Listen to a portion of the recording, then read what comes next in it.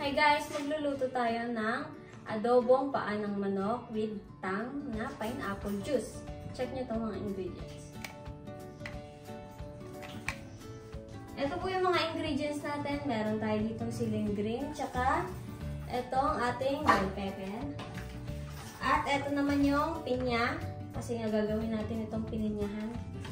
At syempre, para makamura kayo, ito na po yung bilhin nyo. Huwag na po yung pineapple juice na nasa can. Ito na lang kasi 20 plus lang.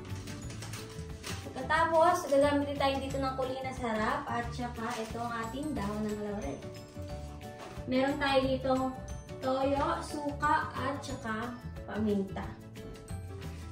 Gagamit din pala tayo dito ng sibuyas bawang. Ito po yun.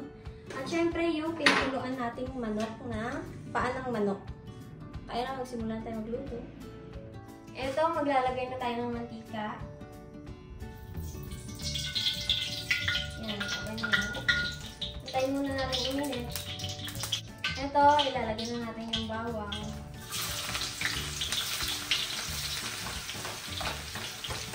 Marami-rami na rin pala yung hiwa-hiwa namin.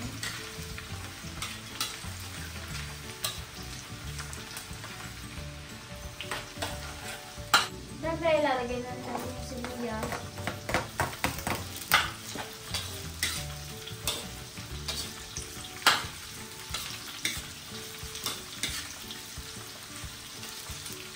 Yan, okay na yan. Kaya naman ilalagay na natin yung paa ng manok.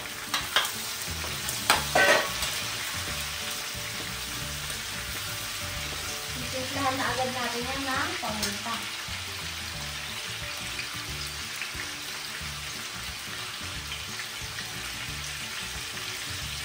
At saka naman dahon ng laurel. Ang pabango.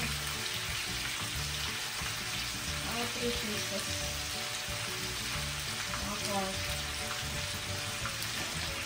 At saka yung toyo, lalagyan lang natin yan.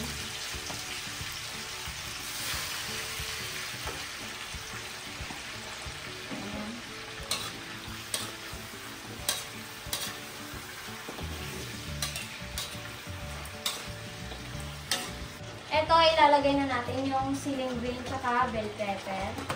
Para naman mas lalong lumasa na ito sa ating adobo. Paano Hayaan muna natin yan. Ay mamaya yung pinagkuluan ng ating manok, pwede po natin magamit yun. Ito, ilalagay na natin yung pinagkuluan ng manok. Kung naman po yung ubos, yung sakto lang. Para mapakuluan lang siya ng kaunti pa.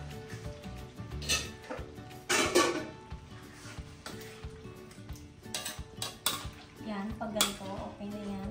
Magdadagdag na lang po kayo ng toyo kung hindi po angkop sa sa kulay. Yan. Set aside muna natin. Mamaya na yan. Ito, ilalagay na natin yung pineapple juice. Huwag naman po lahatin. Yung sakto lang.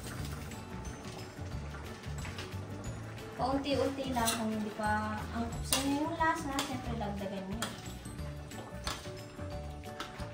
Ito, halo lang yan.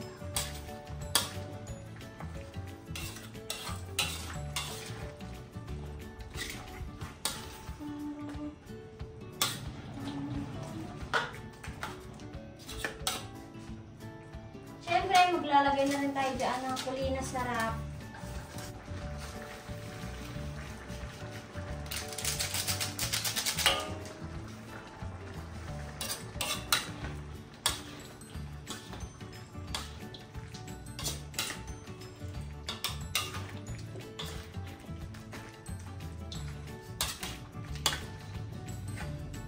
Ito, luto na yung ating adobong paa ng manok. Kaya naman maglalagay na ako ng suka, kaunti lang.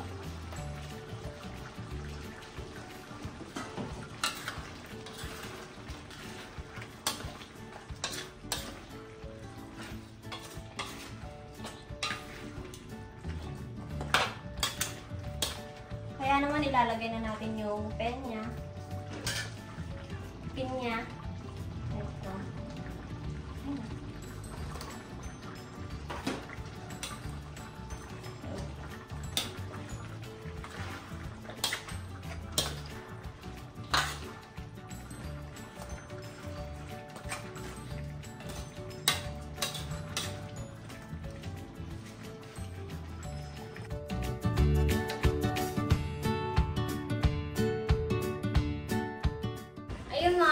taste buds, nakita nyo naman po kung ano yung proseso ng pagluto namin. Kaya naman kung ako sa'yo, huwag mong kalimutan mag-like, share, and subscribe.